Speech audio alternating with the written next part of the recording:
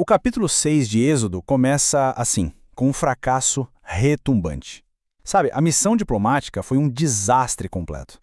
Mas é justamente daí, desse ponto de crise total, que vai nascer um dos confrontos mais épicos de todos os tempos.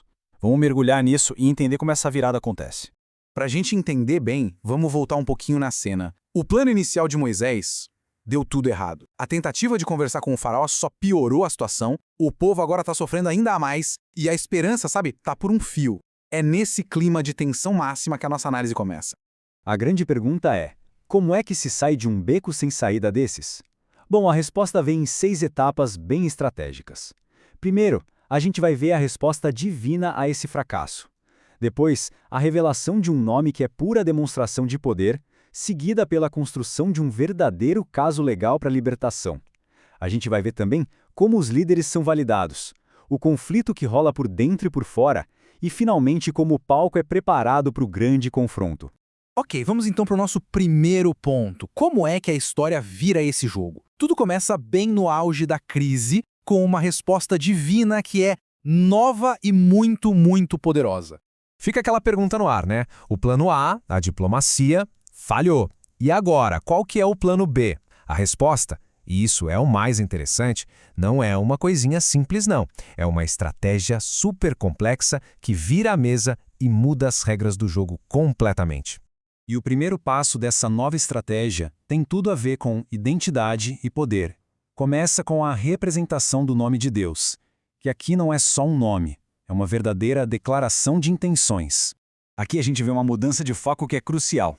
Antes, Deus era conhecido pelos patriarcas como El Shaddai, o Deus Todo-Poderoso, um protetor da família, do clã. Mas agora o nome YHWH é revelado. E isso muda tudo. A história sai de um Deus de família para um Deus que age na história, pronto para libertar uma nação inteira. E esse é um ponto que a gente precisa entender bem. No pensamento da Bíblia, conhecer um nome não é só saber o que ele significa na teoria, é sentir na pele. Os israelitas não iam ter uma aula para aprender sobre YHWH. Eles iam viver o poder desse nome nos atos de libertação que estavam por vir. Só que essa nova estratégia não é só sobre força bruta, não. Tem um elemento jurídico aqui que é surpreendente.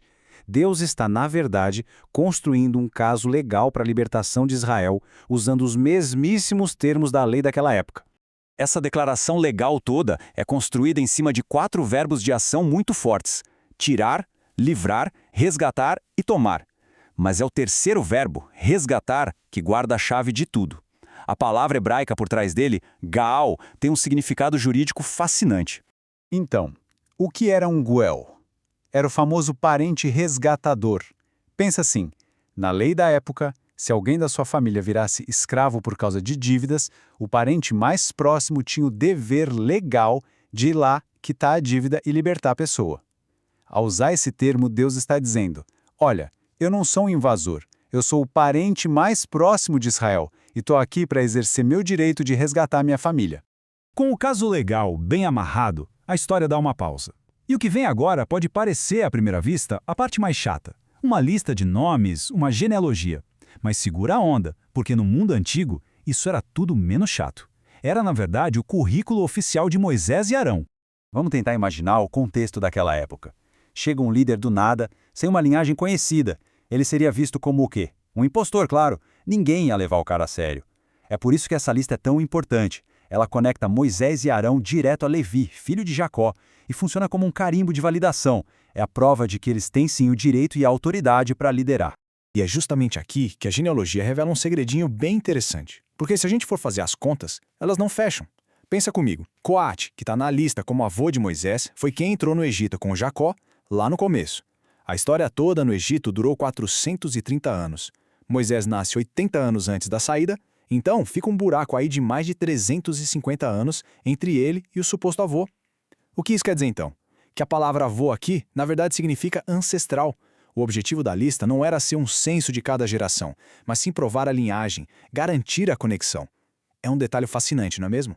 Ok, líderes validados, tudo certo?